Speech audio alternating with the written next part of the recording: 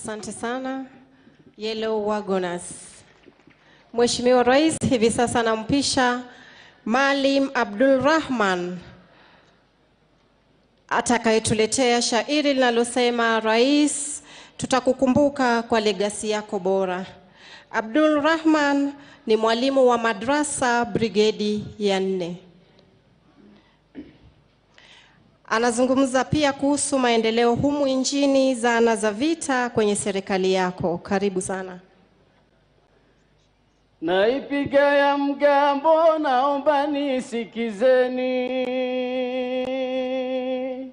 na wasalimu kimombo, na waambia hawayuni.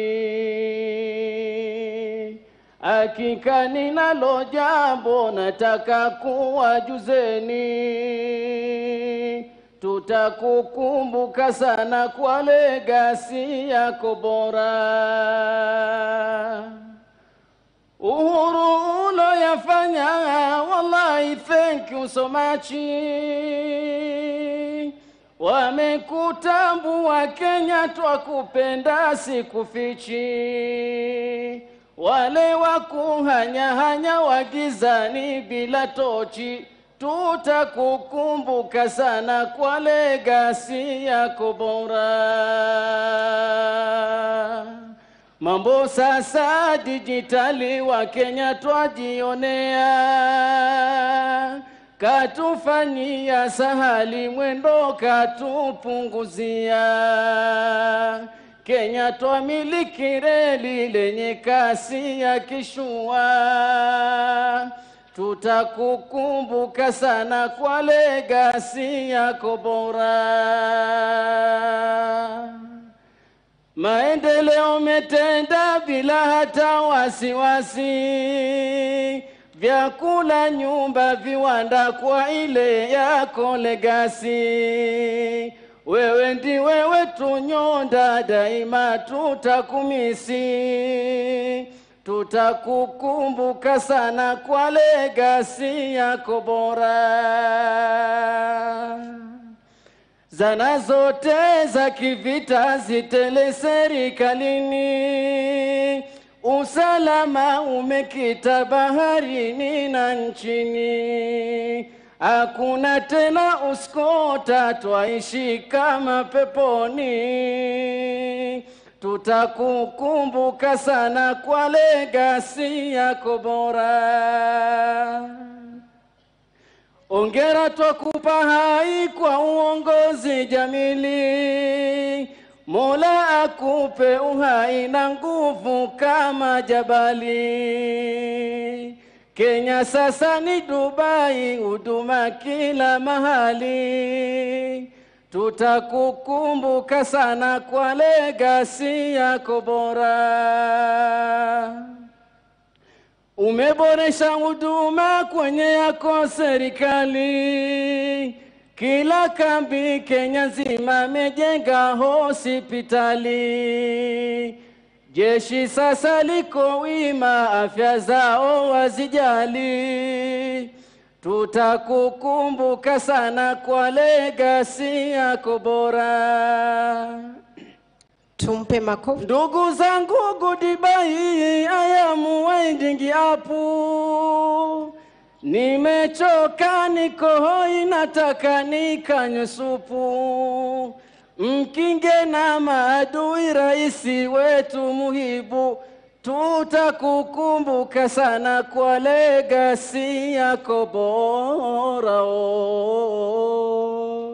Tumpe makofi mwalimu wa madrasa brigedi ya 4. Hakika Mheshimiwa Rais, tutakukumbuka kwa legasi yako bora. Hivi sasa nawapisha wanakwaya wa Roman Catholic watakao tuletea wimbo unaosema Hongera Rais Uhuru. Kwenye wimbo huu Mheshimiwa Rais, wamekuombea Mungu akulinde daima na akupe amani na maisha marefu hata unapostaafu. Kwaya hii imejumuisha kwaya za kanisa mbalimbali kutoka majeshi yetu ya ulinzi ya Kenya. Kwaya ya Roman Catholic wakiwa tayari na wimbo Hongera Rais Uhuru Kenyatta, karibu.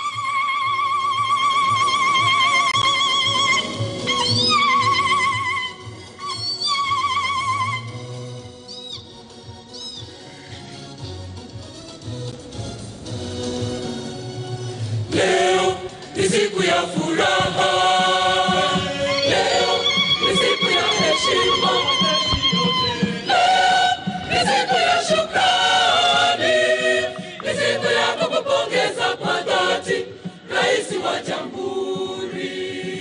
Leo ni siku ya furaha, leo ni siku ya heshima, leo ni siku ya shukrani, ni siku ya kukupongeza kwa dhati Rais wa Jamhuri.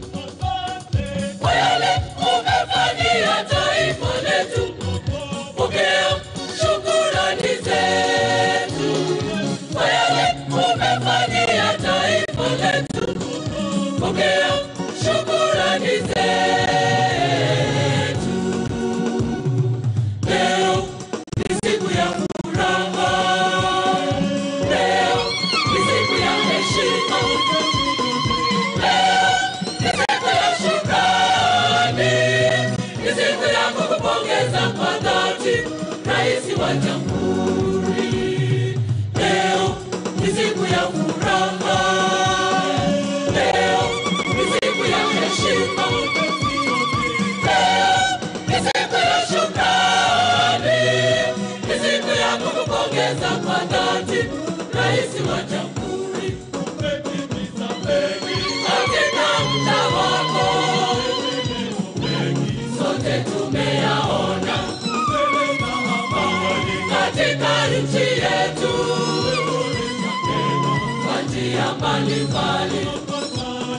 Heko, heko, heko, heko, heko, heko, heko, heko. Katika mda wako sote tumeyaona, katika nchi yetu kwa njia mbalimbali. Heko, heko, heko, heko, heko, heko, heko, heko. Umetutendea mema, vingi umetupatia. Umetutendea mema, kweli umezingatia. Umetutendea mema, vingi umetupatia. Umetutendea mema, kweli umezingatia.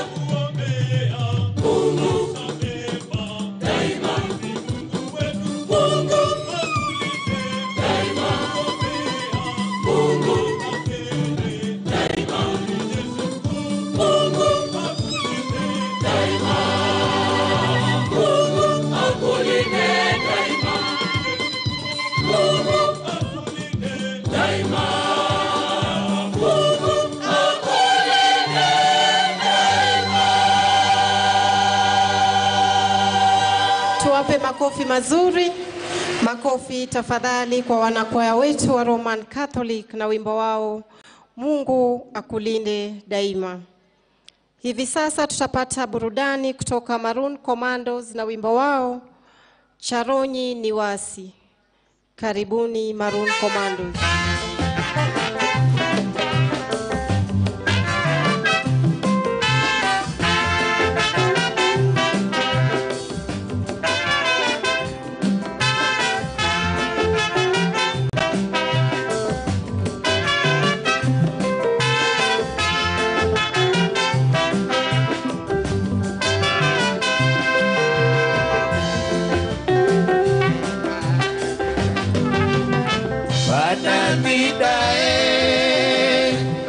Vida na mrogo wa mwasine Esiane komana Iri manyanga inyocha msije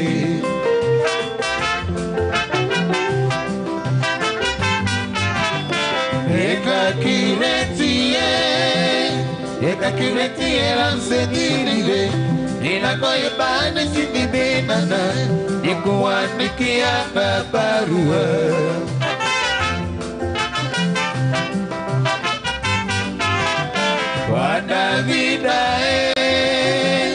Bana vida na mlomo wa mwasine Esiane komana Iri manyanga inyocha msije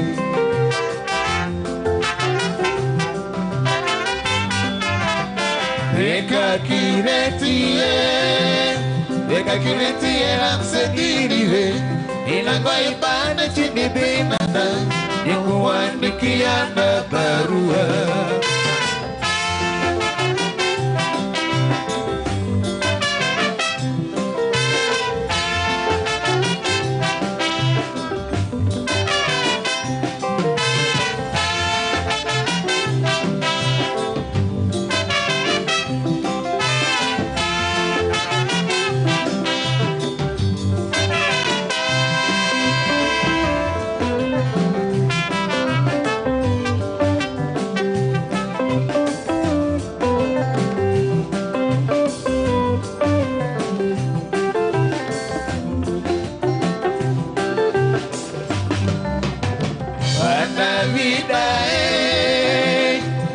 Vida na mrogo wa mwasine Esiane komana. Asante sana Maroon Commandos. Kwa hakika safari ya maisha ina milima na mabonde. Hivi sasa tutapata burudani kutoka bendi zetu za Majeshi ya Ulinzi. Chini yake Sergeant Bet. Bendi tafadhali. Na pia wataweza kutuletea nyimbo 5 ikiwemo Red Wine. Karibuni.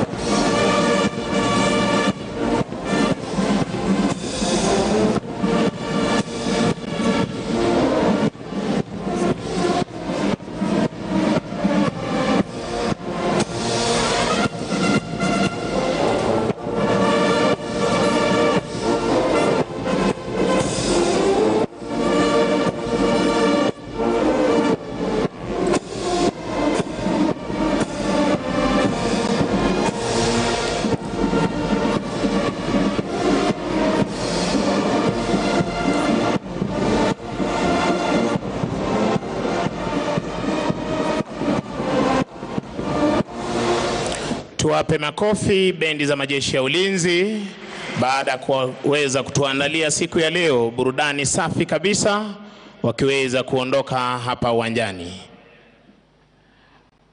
Mheshimiwa Rais, tutaweza kupata ukanda wa video ambao umeweza kuandaliwa na kitengo cha wanahabari cha majeshi ya ulinzi ya Kenya, Strategic Communications Documentary, ili weze kutueleza ama kuweza kutuonyesha kazi ambazo uliweza kutekeleza katika majeshi ya ulinzi na hali kadhalika ujenzi wa taifa kwa ujumla kama mjeshi mkuu wa majeshi yote ya ulinzi.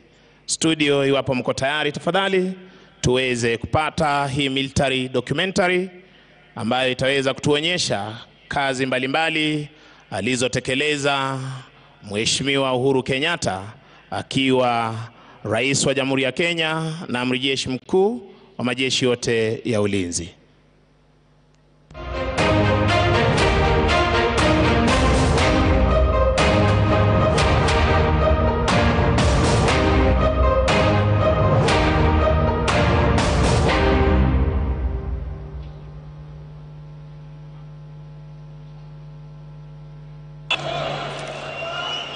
Uhuru Kenyatta. April 9th, 2013, Uhuru Muigai Kenyatta was inaugurated and sworn in as the 4th President and Commander-in-Chief of the Defense Forces at Moi International Sports Complex in Kasarani. Upanga hiyo ishara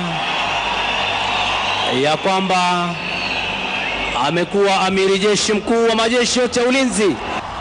His Excellency President Uhuru Kenyatta became the first president to be elected under the new Constitution 2010 and later re-elected in 2017 for the second and final term in office. I undertake today to be the custodian of the dreams of all and to be the keeper of the aspirations of those who voted for me and those who did not.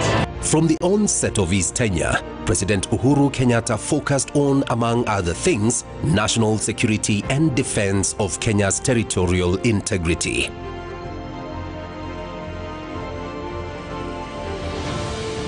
Two years before he ascended into office, Kenyan forces had entered Somalia territory in pursuit of Al-Shabaab terrorists who had staged many deadly attacks inside Kenya. That incursion, the first of its kind in the country's military history, posed a security challenge not just for the soldiers but also for the civilians in Kenya who ran the risk of being targeted by retaliatory terrorist attacks. The entry of the Kenya troops in AMISOM gave fresh impetus to the mission and single-handedly liberated Kismayu, the main city in southern Somalia, which was the terrorists' stronghold. Kama sio nyinyi kuwa hapa, wengi wenu mwaelewa matatizo mbaya hawa wana Shabaab wametuletea kule nyumbani. Kuja kwenu hapa kumeokoa maisha ya wenzenu wa Kenya wengi sana, na wa Kenya washukuru yale ambayo mmetenda.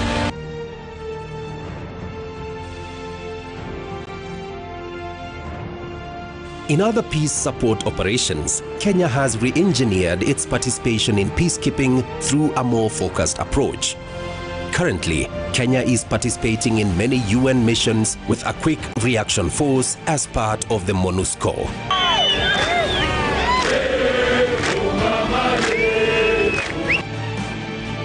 At the same time, Kenya is preparing to deploy a signals unit to provide communication link to the MONUSCO force headquarters. Most recently, the Commander-in-Chief approved the deployment of the East African Community Regional Force that shall be deployed in the Democratic Republic of Congo, DRC. The regional force will work with local provincial authorities to support an orderly and permanent disarmament process. As the operations progressed, KDF troops then required to be well equipped to undertake their mandate. Over the last decade, the Kenya Defense Forces KDF has recorded tremendous expansion and modernization under the stewardship of President Uhuru Kenyatta as the Commander-in-Chief. we will not only continue to give whatever support that we can in terms of equipment, firepower, both air, land, and sea, but also in doing whatever we can to continually also improve the welfare of the KDF soldier. In tow with modernization, KDF saw an expansion through recruitment and installations of new establishments to ensure a robust force posture. A lot has been achieved through revamping and creation of specialized units and formations in all Kenya Defence Forces services, this with the aim of meeting emerging threats which increasingly present as asymmetric. Notable was the acquisition of modern systems which has greatly enhanced KDF's stature as a premier force within the region. Among the new KDF specialized capabilities is the establishment of the Special Operations Force Command. The Kenya Air Force enhanced its air power by increasing lift and firepower capabilities through acquisition of its aircraft fleet, upgrade and creation of new forward operating bases (FOBs). The Kenya Navy has also made milestones in expansion and modernization of its equipment in line with reorganization of its force posture. Manda FOB was upgraded to a fully fledged naval base and became the center for multi-agency and joint operations being conducted to implement the comprehensive national strategy in our maritime sphere. This base at Manda is a critical focal point for our sacred national duty of defending our sovereignty, maintaining our territorial integrity, securing our borders, and preserving our cherished freedoms and our way of life. Given the growing investment in this part of our country and the promise of the maritime domain, Manda is an invaluable listening and watching tower for Kenya and Kenyans. To ensure that KDF is up to the task of protecting the country's sovereignty, training of the troops took precedence in the President's agenda. Training has been a major preoccupation in the KDF during peacetime in sharpening the arrowhead for mission readiness. In the last decade, training and education programs have been tailored to develop soldiers' mental, moral, and physical qualities. Mission-focused training seeks to equip the soldier with the skills required to face threats in a variety of operating environments. The last 10 years has further seen an increased training at a multi-agency level as well as the bilateral training. Still on matters training and education, May 2021 saw the establishment and charter awarding of the National Defence University Kenya (NDUK), which further received full operationalization on 3rd August 2022. The university aims at enriching strategic knowledge, promoting creativity, encouraging innovation and initiatives that will enhance a dynamic academic environment. The National Defence University Kenya will reinforce our country's defence forces and expand their military and civil diplomacy proficiency. Under President Uhuru's administration, a broad spectrum of welfare framework catering for the KDF personnel, their families, and military veterans was established. In 2017, the Kenya Defence Forces established a robust effort in the welfare of its personnel and cascaded welfare centers in formations or units and bases with the formation of the Compensation and Welfare Branch in 2018. In ensuring the mental health of the personnel, the Defence Forces Wellness Center was inaugurated in October 2020. In matters healthcare, the Kenya Defence Forces has made great strides, including construction of new healthcare facilities to serve military personnel and their families, while existing facilities have been elevated to boost service delivery. center of the reforms that we have instituted has been our efforts to elevate the welfare of our personnel, especially in terms of healthcare. We have done this recognizing that the health of a security system is only as good as the health of its officers. Still on welfare, under the Big Four Action Plan on his re-election in 2017, President Uhuru Kenyatta made a promise to avail affordable and decent housing for Kenyans.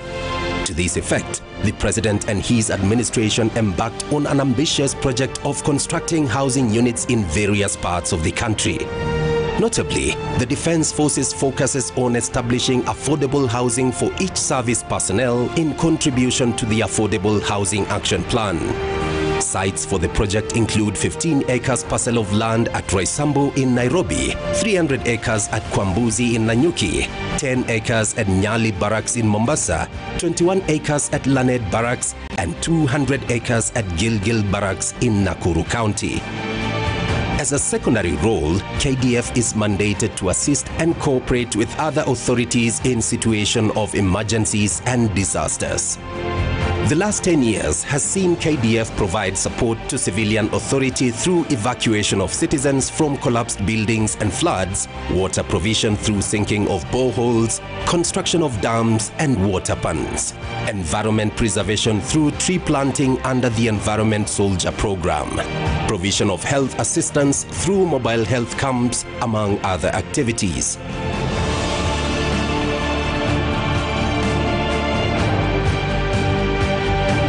World over, the military is the ultimate instrument of national power.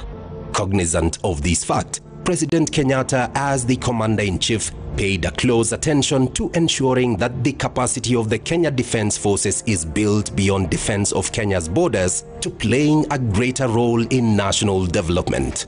With time, the role of defense in national development became evident.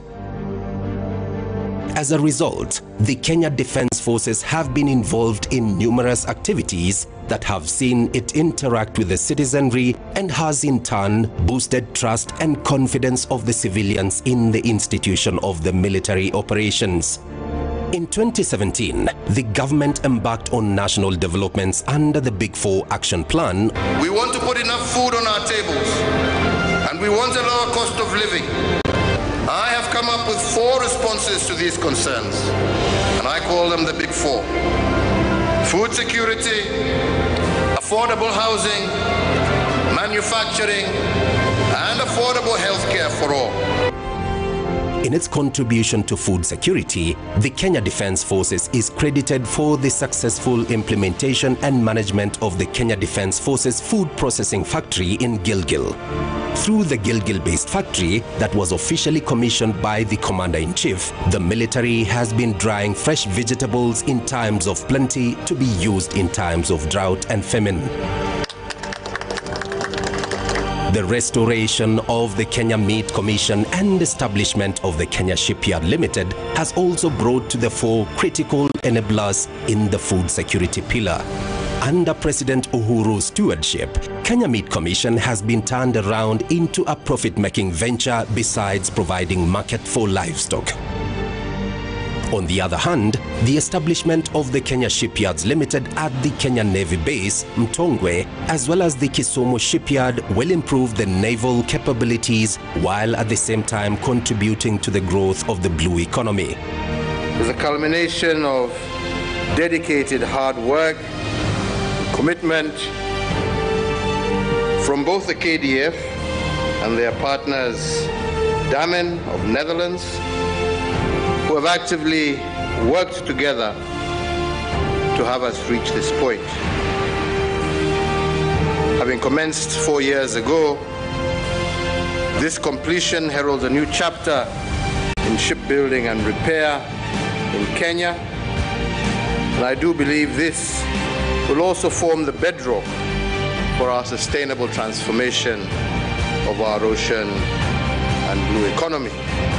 The Kenya Shipyards Limited is credited for restoring Uhuru 1 after 15 years of inactive service, as well as construction of MV Uhuru 2, a 100-meter-long wagon carrier.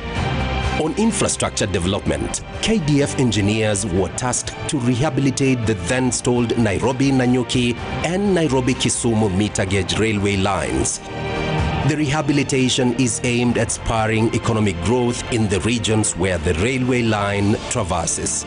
The engineers further have played a key role in the construction of the magnificent Uhuru Gardens Museum and monument that will not only showcase and preserve the country's heritage, but also display the evolution of KDF through the decades. The leadership and guidance by His Excellency President Uhuru Kenyatta has propelled and boosted military capabilities and sharpened the arrowhead to effectively serve the nation. Your Excellency, sir, we at the Kenya Defence Forces salute you today for the premier milestones, immense support, guidance and transformative leadership of the Kenya Defence Forces towards a premier, credible and mission-capable force deeply rooted in professionalism. And for you KDF, hongera kwa kupenda nchi yenu. God bless our defense forces and God bless Kenya. Asanteni sana.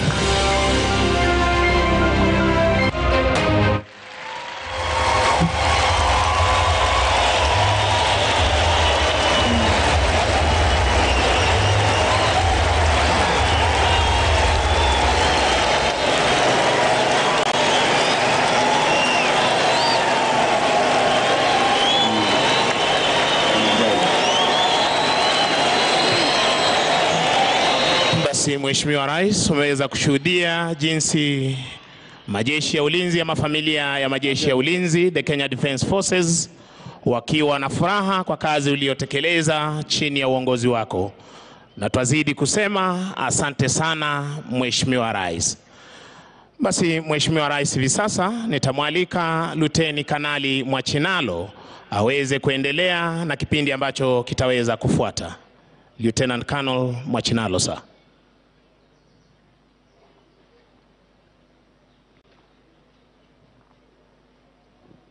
Mheshimiwa Rais na Amiri Jeshi wetu mkuu,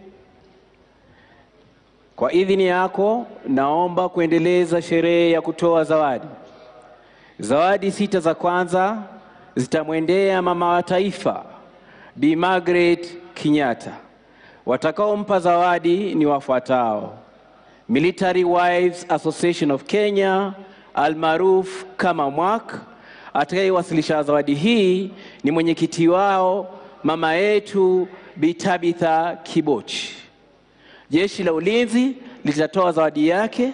Atakayetoa zawadi hii ni Meja Jenerali Fatma Ahmed. Kuhitimisha zawadi ni Wizara ya Ulinzi, na atakayetoa zawadi hii ni mtumishi mwandamizi Bi Electina Wanyonyi. Na waomba wote watakaompa zawadi mama wetu wa taifa waje hapa mbele waungane nami katika uga huu.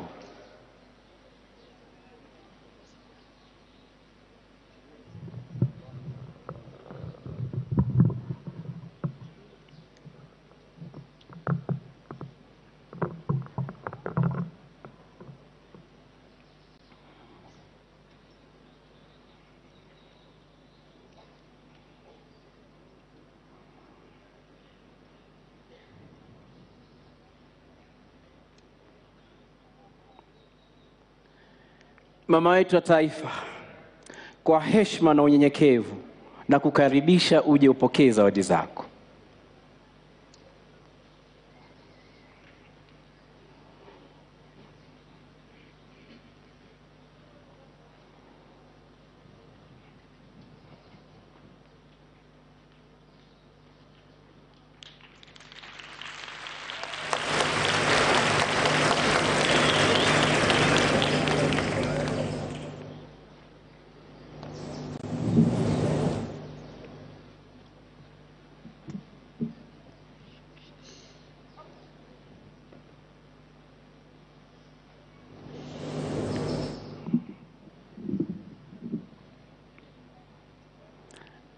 Asante mama wetu wa taifa.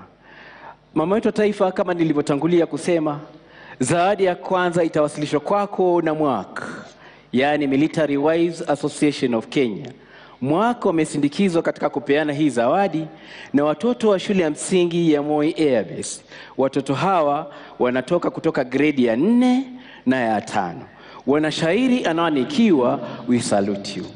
Mama wetu wa taifa, shairi hili ni wasifa wako kwa kazi nzuri uliyofanya ya Beyond Zero. Karibuni. Hello, Mr. President. Without hesitation, this is my salutation. On no better an occasion than today's celebration. A word of appreciation for your love without limitation. Your Excellency, my President, we salute you.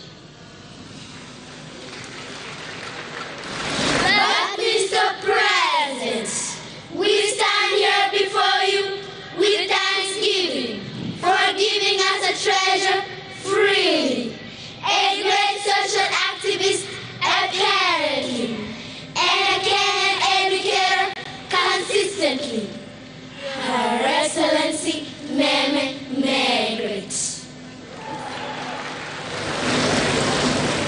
Indeed, Meme, you have proven a point to the world, working with and supporting the presidency. Here, the Big Four agenda. There, the Linda Meme program. Here, the last mile and SGR. There, the expressway and the CBC curriculum everywhere. Our First Lady, Meme Margaret. We salute you, Meme. The Beyond Zero initiative is now every mother's smile and an indelible legacy. The mobile clinics are a joy to every family. And oh yes, your passion for mother and child is a great inspiration to mark progress. Every child celebrates their 5th birthday and proudly a product of that initiative. The unending list goes on. Our First Lady, Meme Margaret. We salute you, Meme. The story of our First Lady is not only told, it's believed and felt by all. We are full of rich memories, memories of a people so healthy and so desired by Meme Margaret. Memories that shall forever inspire the KDF. I add not a word. Thank you for giving Kenya hope. Thank you.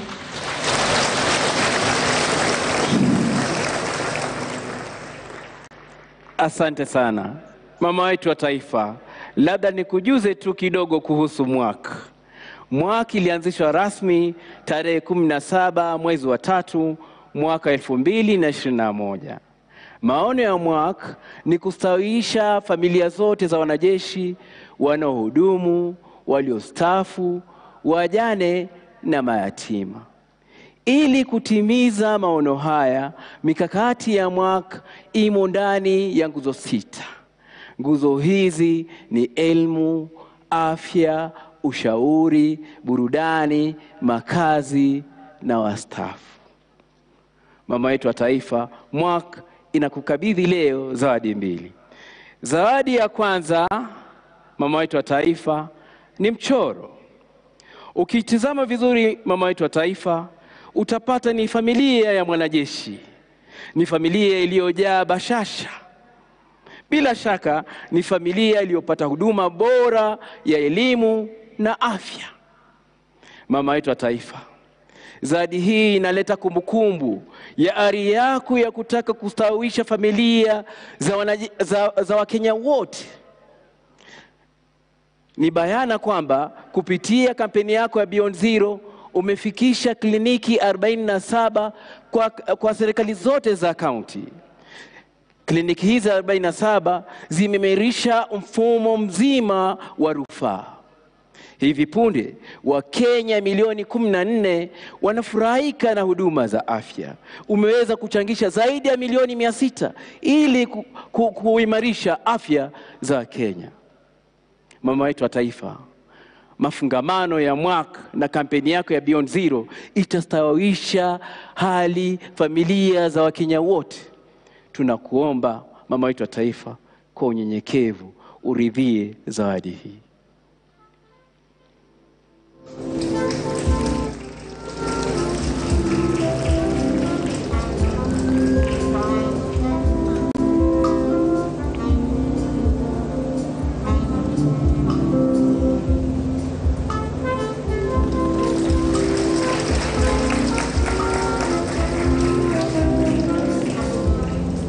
Mama wetu wa taifa, zawadi ya pili ambayo inakabidhiwa na mwaka ni kikapu.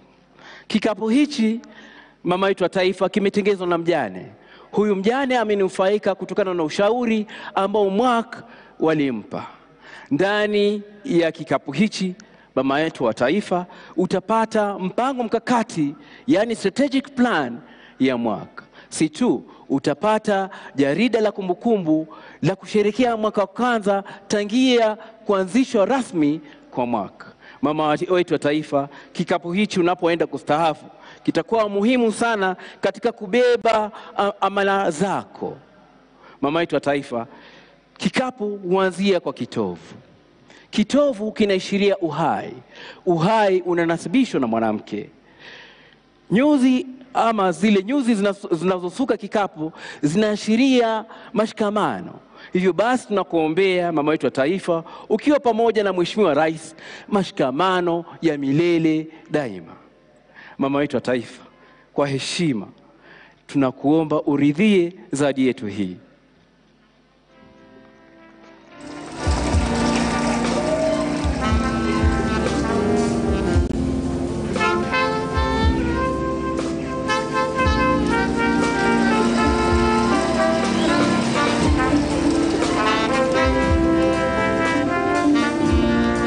Asante.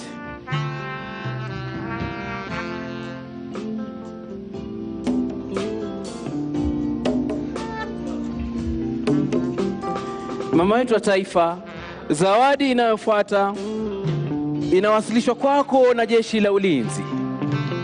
Zawadi zenyewe ni mbili mama wetu wa taifa. Zawadi ya kwanza ni kigoda cha pambo la mwanamke. Kigoda hichi mama wetu wa taifa kinaashiria ukakamavu wa wanawake katika uongozi. Pia kinaashiria kwamba wanawake ni nguzo muhimu katika familia. Mama wetu wa taifa, umekuwa nguzo muhimu kwa Mheshimiwa Rais. Na kwa sababu hiyo umemwezesha Mheshimiwa Rais aweze kutimiza kazi yake kwa urahisi. Mama wetu wa taifa, zawadi ya pili ambayo inawasilishwa na jeshi letu la ulinzi ni simu ya kale. Simu hii inaleta taswira kwamba ingawaje unastaafu, tunatamani tuzidi kuwa na mawasiliano nawe. Mama wetu wa taifa, kwa heshima na taadhima kuu tunakuomba uridhie zawadi yetu hii.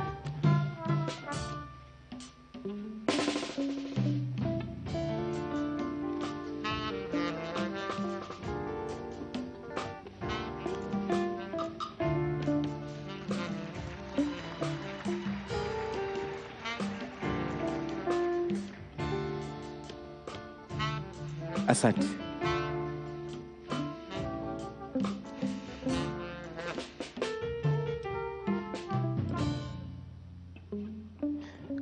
Mama yetu wa taifa, zawadi mbili zinazofuata zinawasilishwa kwako na Wizara ya Ulinzi.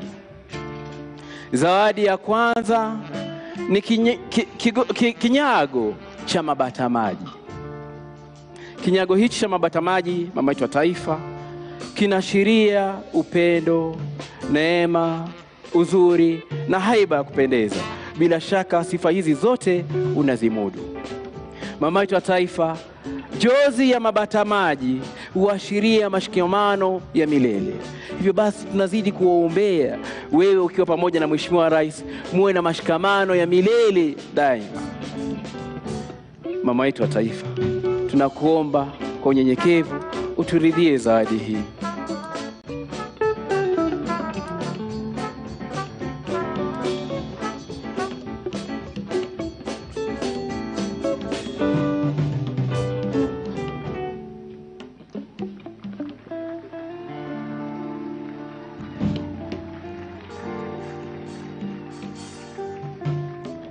Mama yetu wa taifa, zawadi ya pili ya Wizara ya Ulinzi ni seti ya mchezo wa gofu.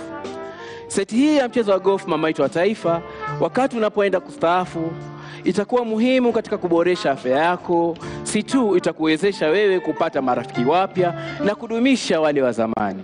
Tunakuomba kwa unyenyekevu utukubalie zawadi hii.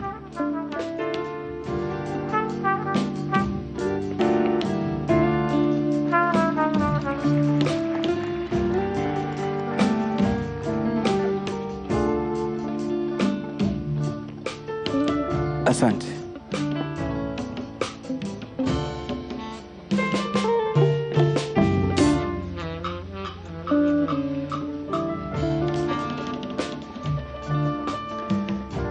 Mheshimiwa Rais, tunaingia awamu ya pili ya utoaji wa zawadi. Zawadi 6 zinazofuata utazawadiwa. Watakaokupa zawadi ni kama wafuatao: majenerali wastaafu wakiwakilishwa na Jenerali mstaafu Joseph Kibwana. Jeshi letu la wanamaji likiongozwa na Kamanda Meja Jenerali Jimson Mutai. Jeshi letu la angani likiongozwa na Kamanda Meja Jenerali John Omenda. Jeshi letu la nchi kavu likiongozwa na Kamanda Luteni Jenerali Peter Jiu. Jeshi la Ulinzi likiongozwa na Jenerali Robert Kibochi. Wizara ya Ulinzi ikiongozwa na Waziri Mheshimiwa Eugene Wamalwa. Naomba wale wote watakaompa zawadi Mheshimiwa Rais waje mbele ya ugao.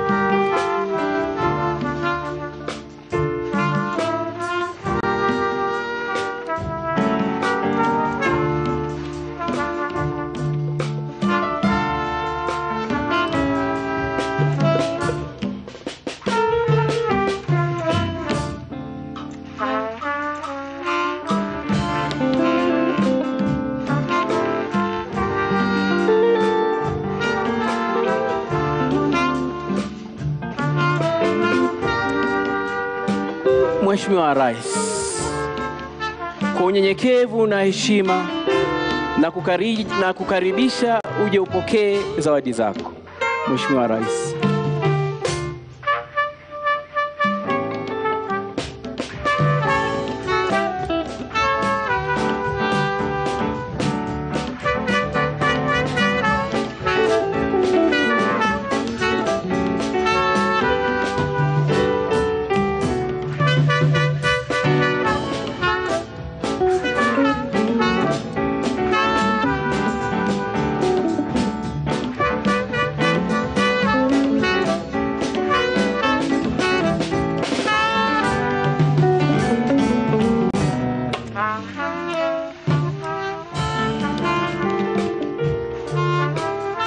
Asante. Mheshimiwa Rais, zawadi ya kwanza inawasilishwa na majenerali wastaafu. Zawadi yenyewe Mheshimiwa Rais ni ya ng'ombe aina ya Freshia. Ng'ombe aina hawa Mheshimiwa Rais asili yao ni Uholanzi kaskazini. Hawa ng'ombe wana sifa kadhaa. Kwa mfano, hutoa maziwa lita 40 hadi 50 kwa siku. Si tu ng'ombe hawa wana kizazi cha haraka, ndama wake dume wana thamani kuu, na maziwa yake yana asilimia kuu ya viwango vya protini na mafuta. Mheshimiwa Rais, kwa unyenyekevu tunakuomba uridhie zawadi hii.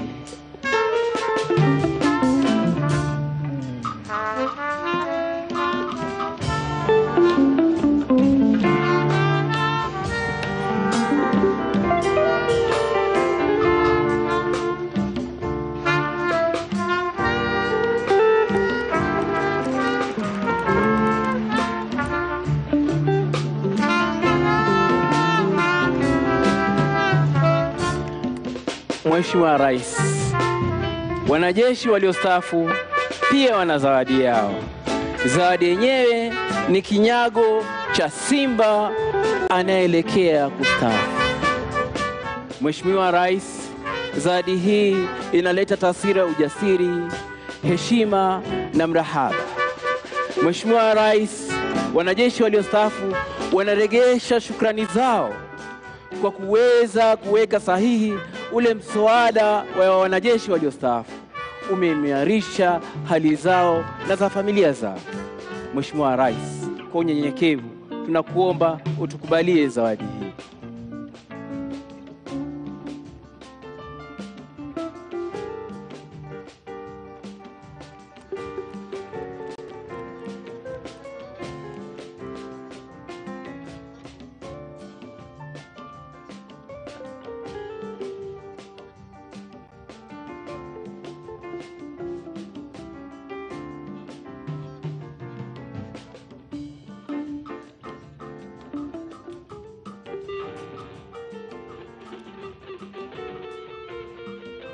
Asante.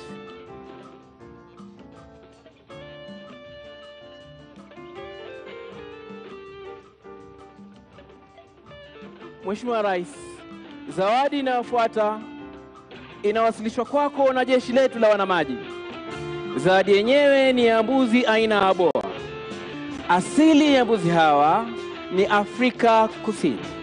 Mheshimiwa Rais, kuna mbuzi wawili pale, kuna beberu na mbarika. Mheshimiwa Rais, beberu hukua na kufikia uzani hadi wa kilo 160, naye mbarika hukua na kufikia uzani hadi wa kilo 110. Mheshimiwa Rais, mbuzi hawa wana sifa ya kizazi cha haraka na pia ni wastahimilivu. Mheshimiwa Rais, kwa unyenyekevu tunakuomba utukubalie zawadi hii.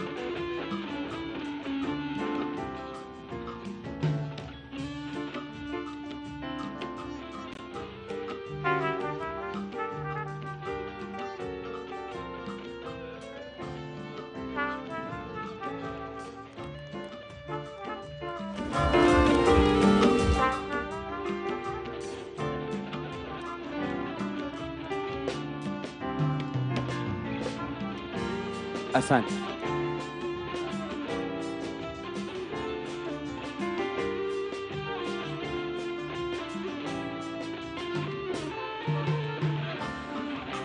Mheshimiwa Rais, zawadi inayofuata inawasilishwa kwako na jeshi letu la angani.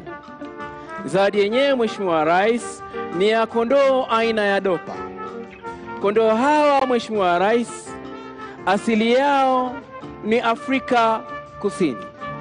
Mheshimiwa Rais, kondoo hawa wana sifa ya utoaji nyama, kisha nyama iliyo tamu sana. Mheshimiwa Rais, kondoo hawa pia hukua kwa haraka. Ndani ya miezi 3 hadi 4 hufikia uzani wa kilo 36. Mheshimiwa Rais, hawa kondoo pia wana kizazi cha haraka na ni wastahimilivu. Mheshimiwa Rais, kwa ridhaa yako tunakuomba utukubalie zawadi hii.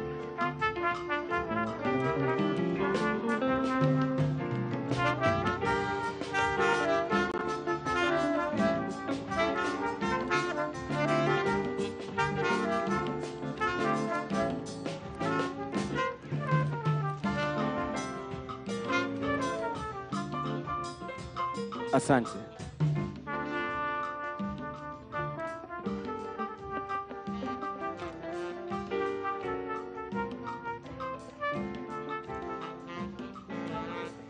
Mheshimiwa Rais, zawadi inayofuata inawasilishwa kwako na jeshi letu la nchi kavu. Zawadi yenyewe Mheshimiwa Rais ni ya ng'ombe aina ya Asia. Ng'ombe hawa Mheshimiwa Rais asili yao ni ya nchi ya Uskoti. Mheshimiwa Rais, kwa viwango vya kati, ng'ombe hawa hutoa maziwa hadi lita 10. Husifika kwa ulaji mzuri wa kadri na uzuri wa kiwele. Maziwa yake ni aula zaidi katika utegezaji wa siagi na jibini. Mheshimiwa Rais, ng'ombe huyu anaitwa Panga. Alizaliwa tarehe 7 mwezi wa kwanza mwaka 2019. Ng'ombe huyu ni mjamzito. Panapokuwa na majaliwa, kesho huenda akajifungua.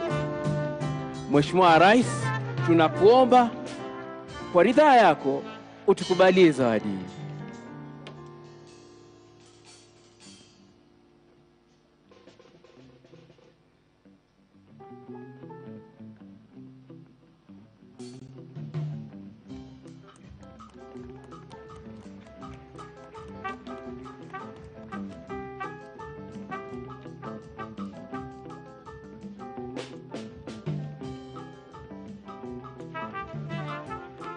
Asante.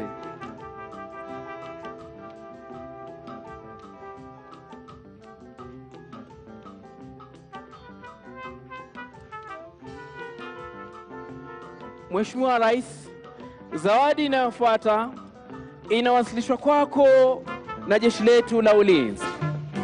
Zawadi yenyewe Mheshimiwa Rais ni ya ng'ombe aina ya Sahiwal. Asili ya ng'ombe hawa ni nchi ya Pakistan. Mheshimiwa Rais, ni fahali 10. Mheshimiwa Rais, ng'ombe hawa ni wavumilivu dhidi ya joto, kupe na vimelea vya ndani na nje. Mheshimiwa Rais, tunakuomba kwa unyenyekevu na kwa ridhaa yako utukubalie zawadi hii.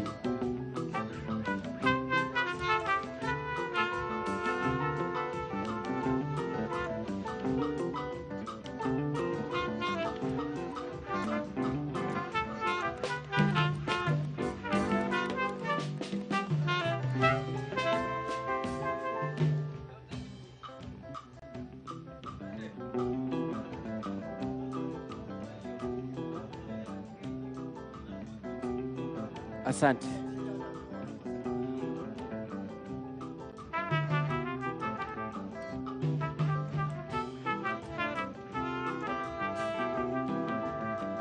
Mheshimiwa Rais, kuhitimisha zawadi zetu za leo ni zawadi kutoka Wizara ya Ulinzi. Zawadi yenyewe Mheshimiwa Rais ni seti ya mchezo wa gofu. Mheshimiwa Rais, seti hii ya mchezo wa gofu itakuwa muhimu sana katika kuboresha afya yako, kuwezesha kupata marafiki wapya na kudumisha wale wa zamani. Mheshimiwa Rais, tunakuomba kwa unyenyekevu utukubalie zawadi hii.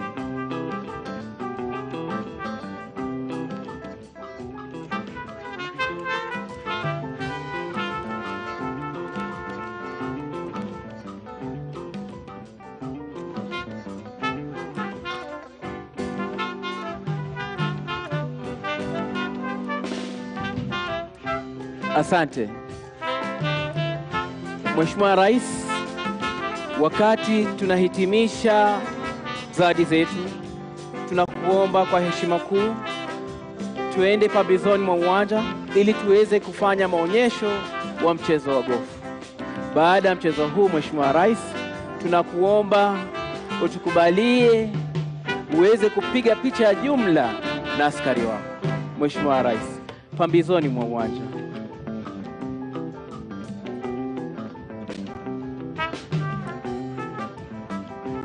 Wakati Mheshimiwa Rais anaenda kufanya maonyesho ya mchezo wa golf, ningependa kuwaalika maafisa wote wa ngazi ya Meja Jenerali kuendea juu waje mbele ya uga huu kwa sababu ya picha ya jumla. Golf season. Yes, sir. This is the club, the United Kingdom. Yes, yes. Now here, sir, we'll give you good demos. One is chipping to our green, as shown by the flag there. It's around 25 yards. Then you come and do the last putting green. Yes, sir. So first, you'll be shown demo by our pro, Kevin Mabele, who is our KDF golf pro. So you'll do, and then give an opportunity to chip yourself, and then come and finalize. Yes, sir. Welcome. Demo. Kidogo.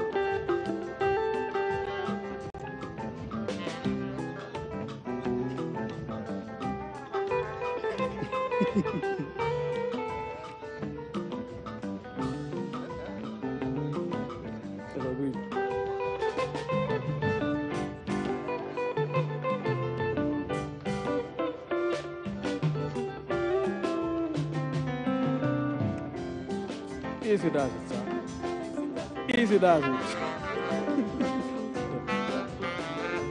Here are your board, sir.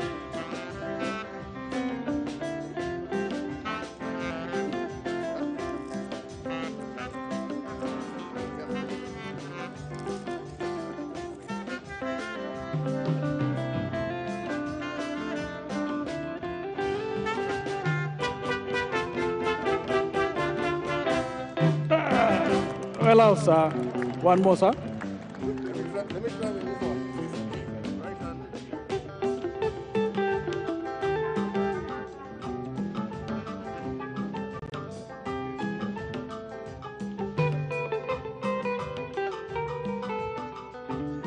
Well out, sir. Well out, sir. Welcome to the batting green, sir. Yes, sir.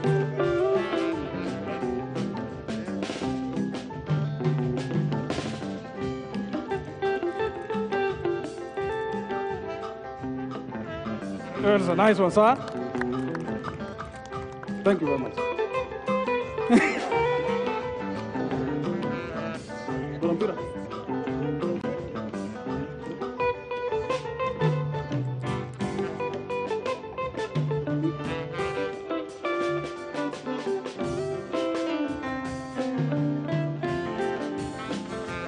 Yes.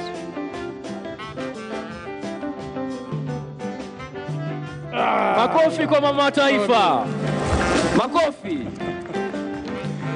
Thank you very much, sir. Asante sana. Yes. So in.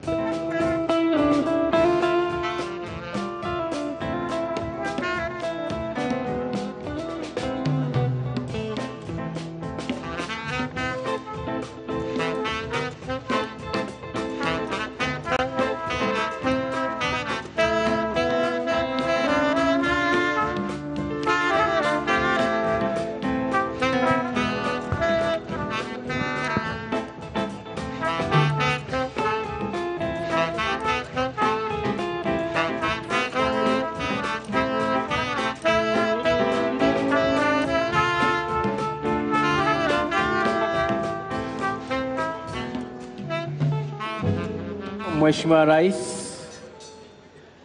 kwa hivi sasa naomba kumwalika Meja Jenerali Kiugu ili aweze kuendelea na ratiba iliyosalia.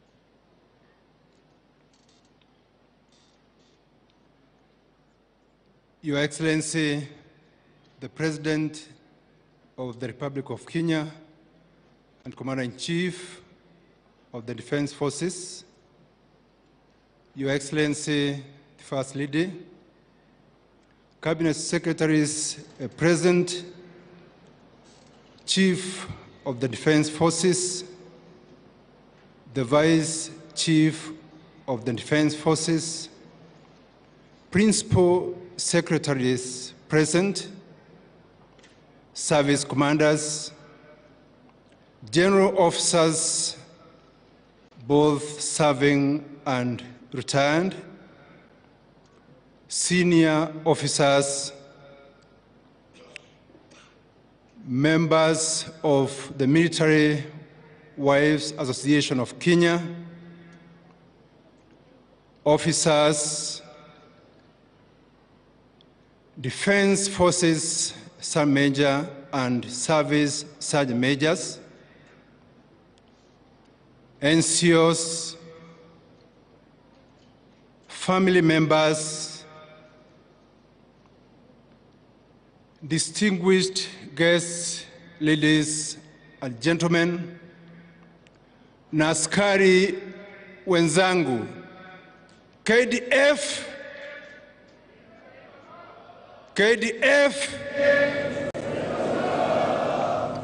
Your Excellency,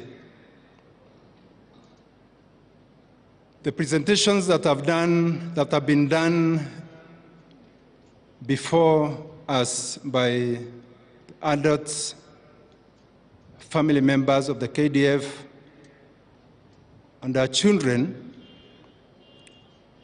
are clear testimony of your servant, charismatic, and transformative leadership. Your Excellency, I can only repeat 3 words out of that. God bless you.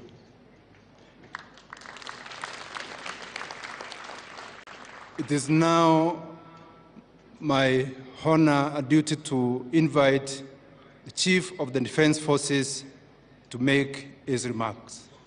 Chief of the Defense Forces, sir.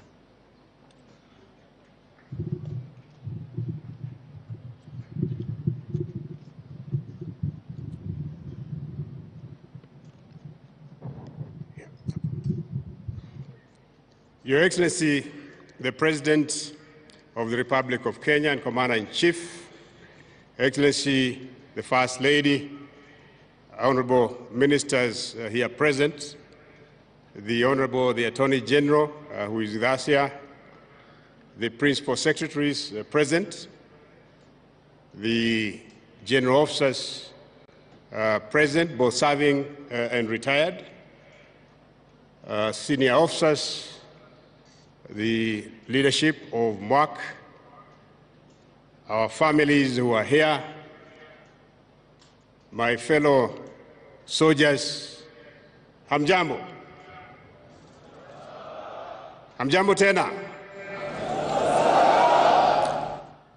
Your Excellency, we are delighted today to have you attend this grand farewell ceremony.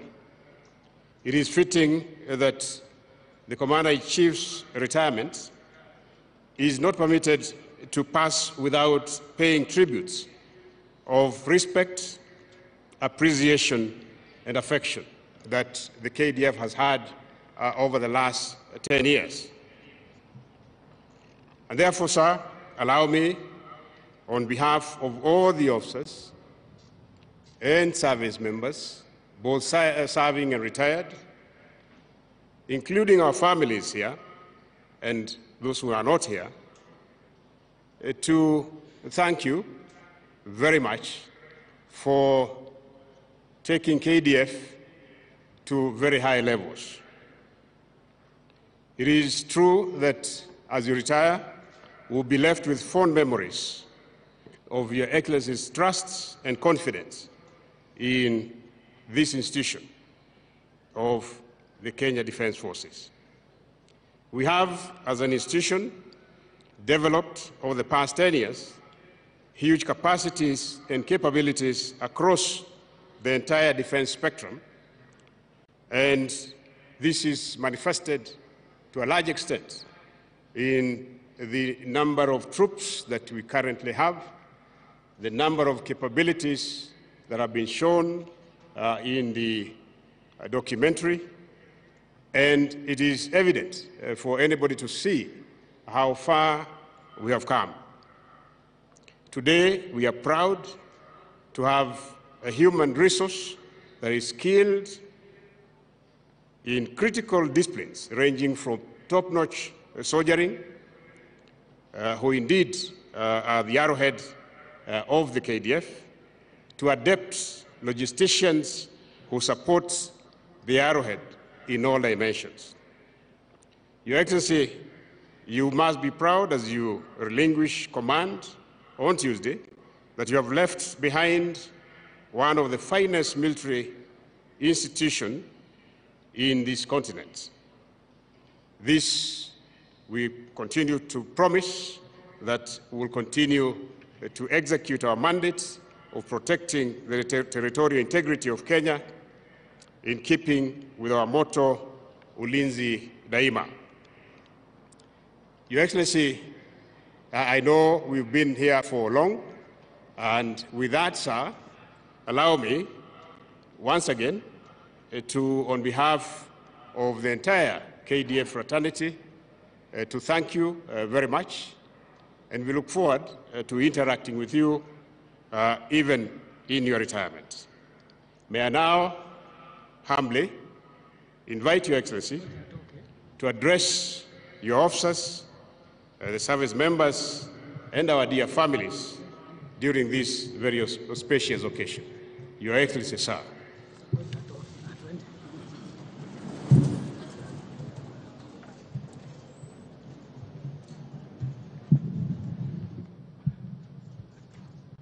Asanteni sana. Thank you very much. Please be seated.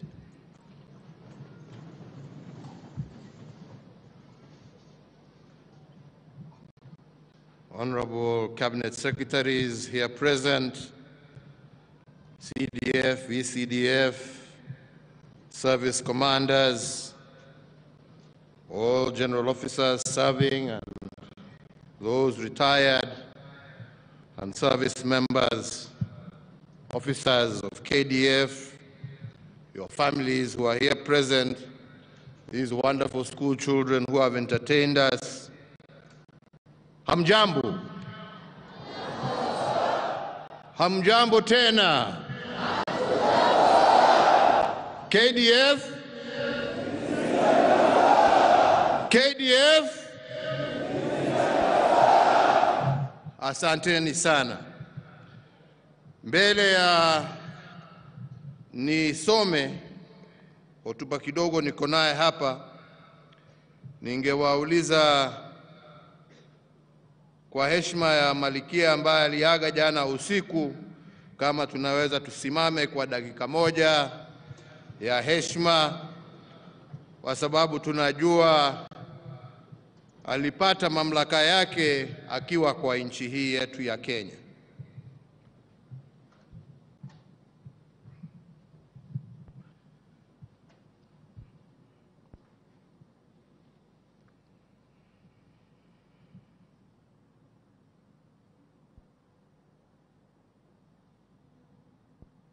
Asanteni sana na washukuru.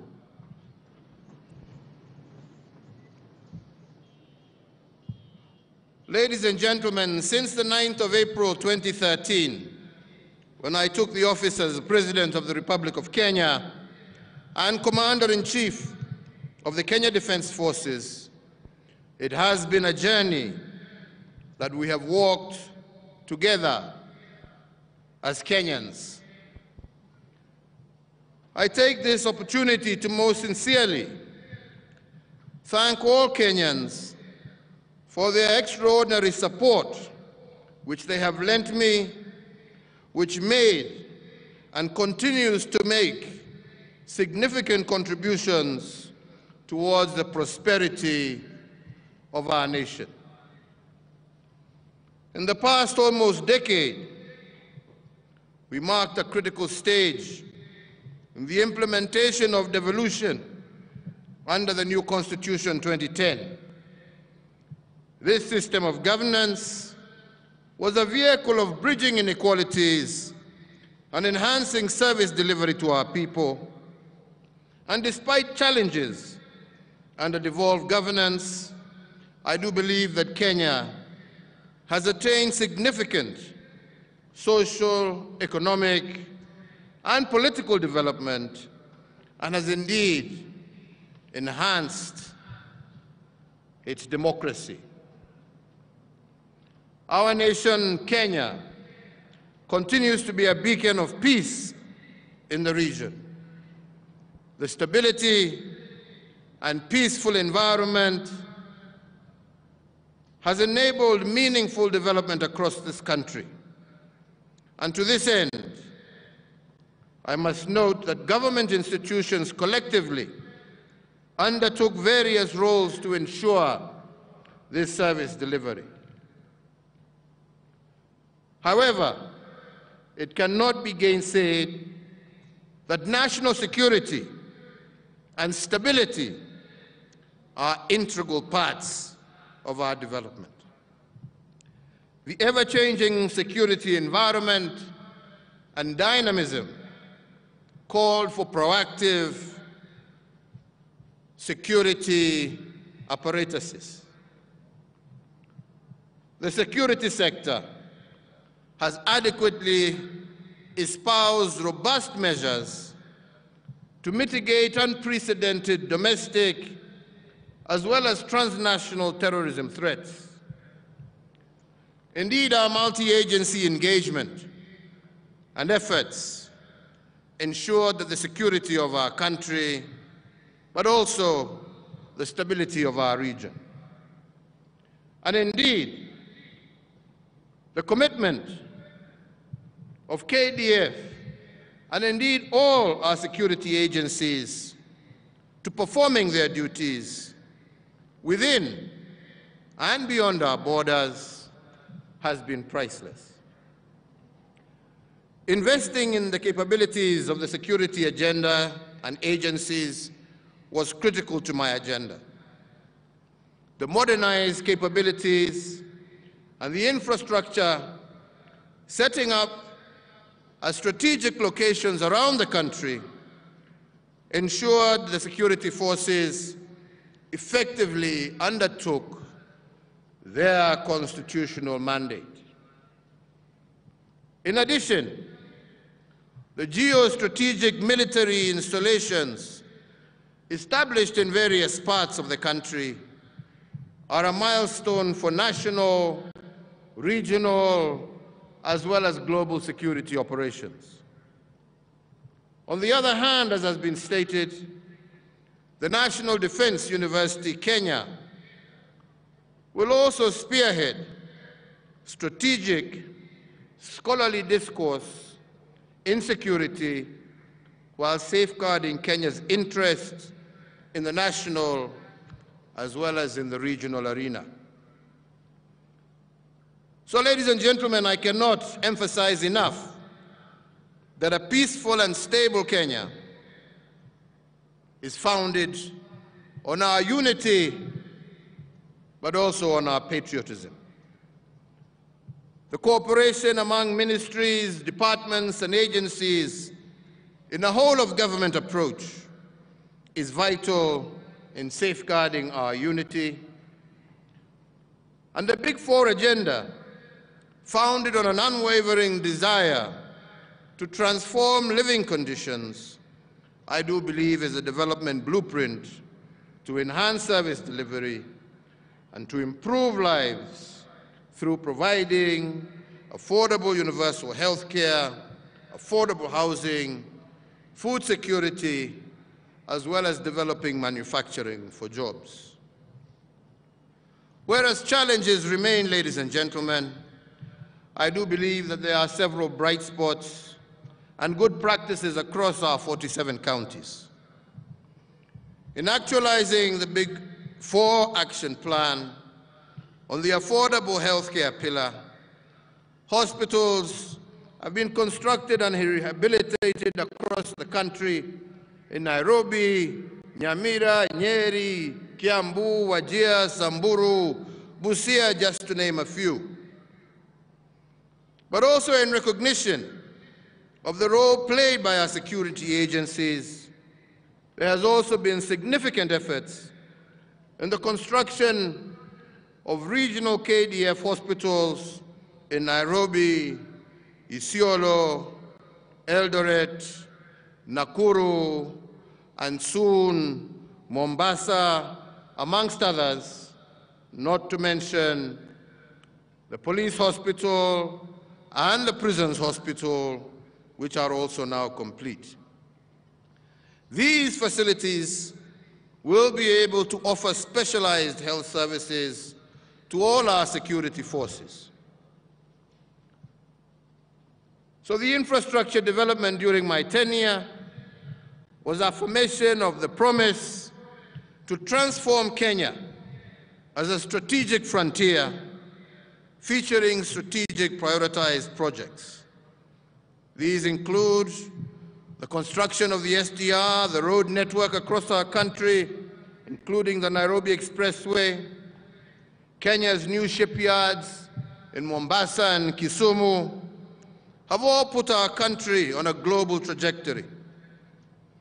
In addition, ICT infrastructure has also enhanced the digitization of government services, not to mention an expanded electricity, as well as water connections to households across the country.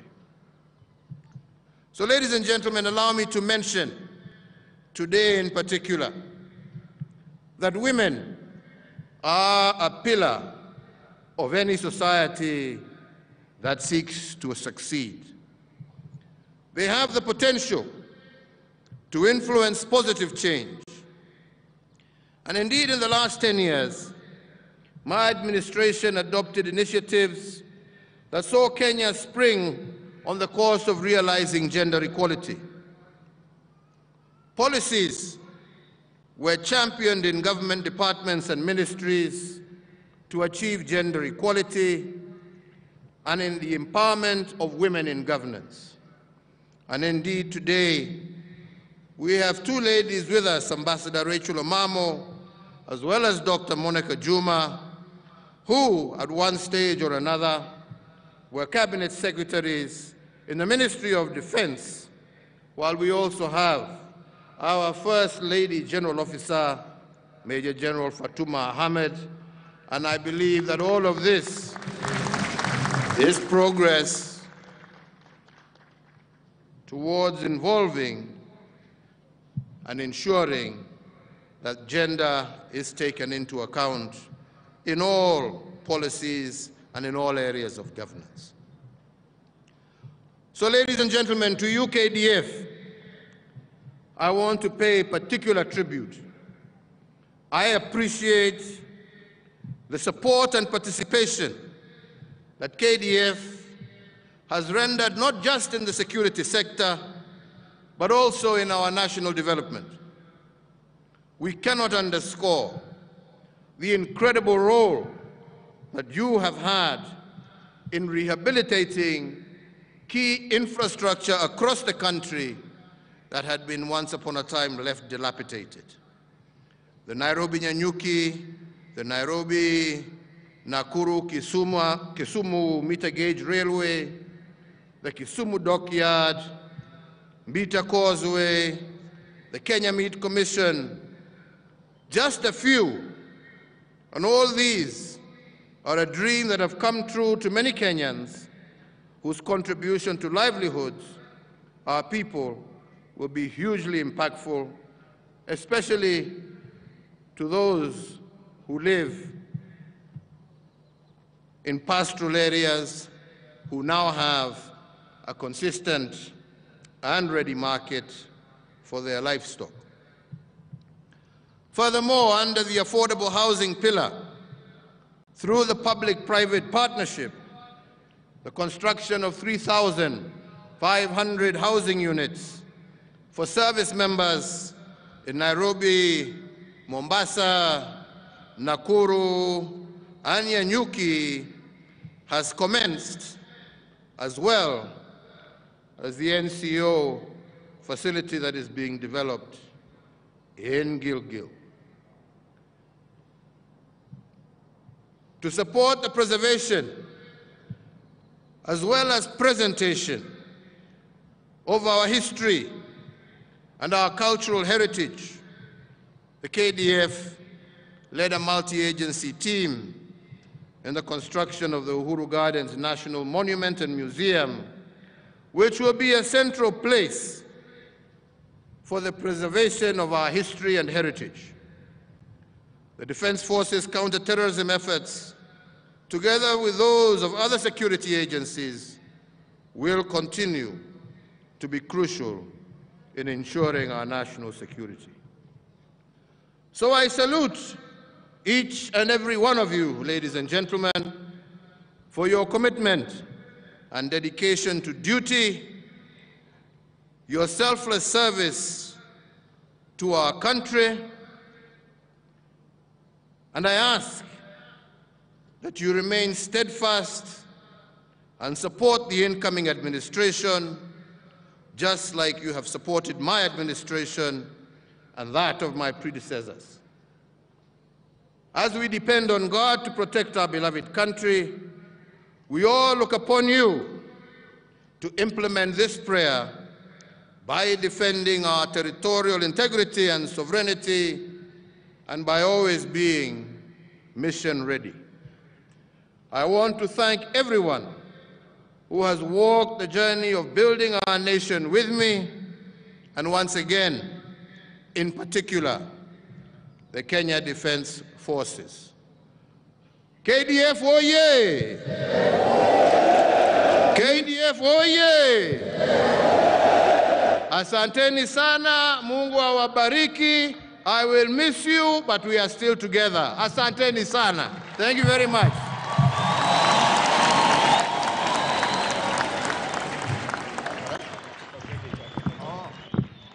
Shangwe na vigelegele kwake Mheshimiwa Rais, makofi mazuri.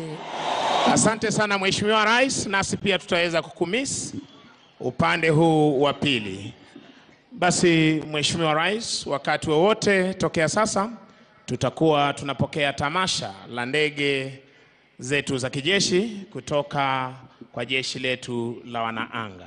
Tampisha mwenzangu Jabiri aweze kuendesha kipindi hicho. Asante sana mwenzangu Sergeant Misango Mbae. Mheshimiwa Rais, muda wote kuanzia sasa tutakuwa tunapokea tamasha la ndege, ikiwa ni heshima na kukutakia kwa heri ya kuonana kutoka kwa jeshi letu la wanaanga.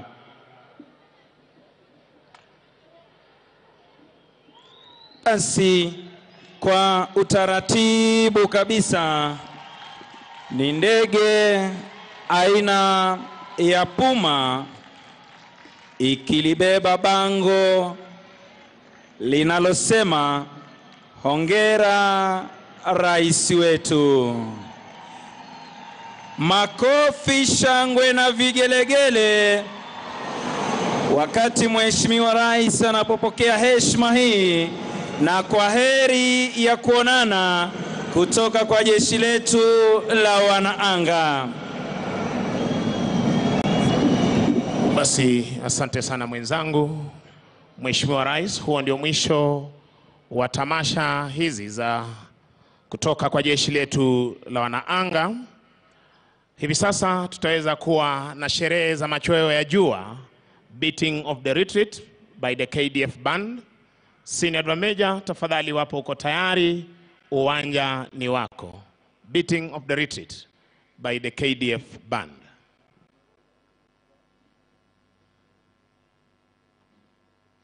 Basi tutakuwa tunapokea sherehe za machweo ya jua.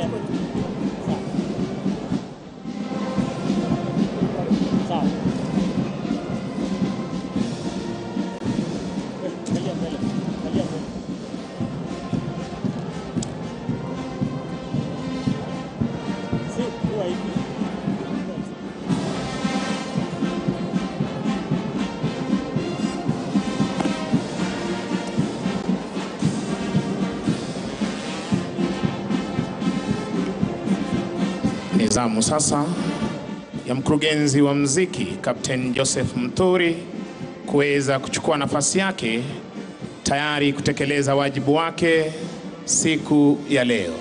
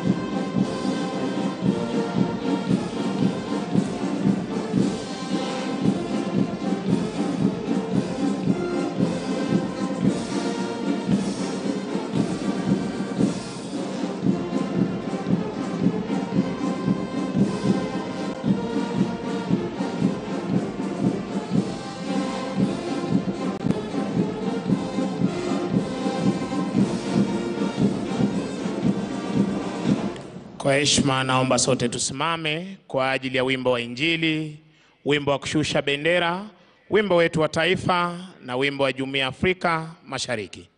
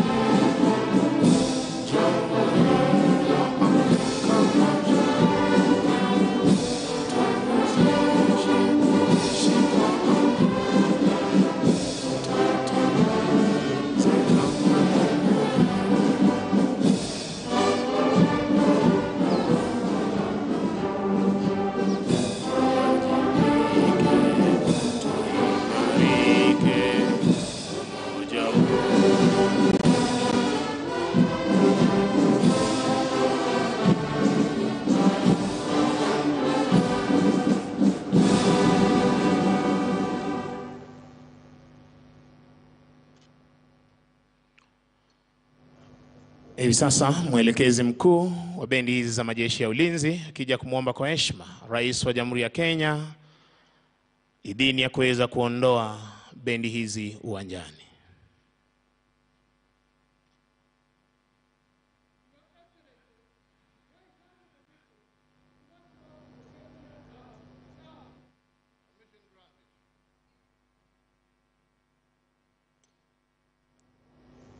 Asanteni, kwa heshima tunaweza kuketi tafadhali.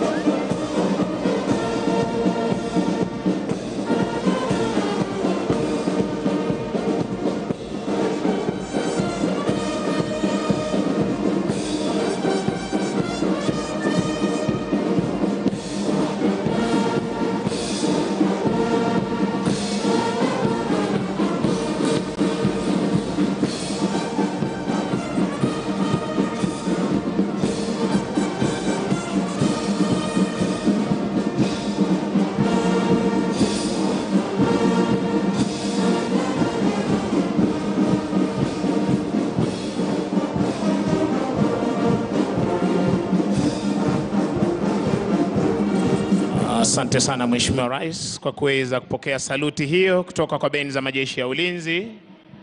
Na niombe kwa heshima tuweze kuketi tafadhali ili tuweze kuwapa mwelekeo wa kuweza kufumukana kutoka mahali hapa.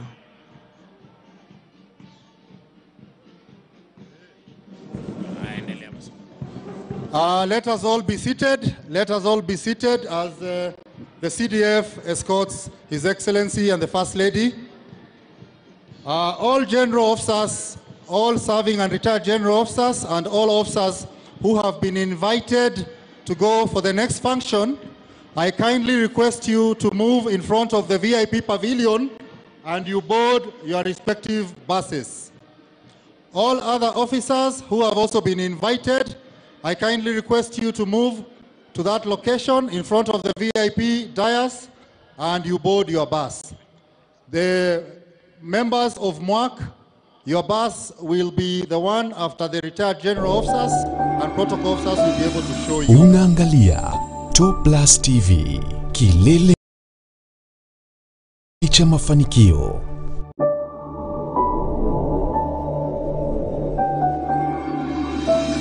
Unaangalia Top Plus.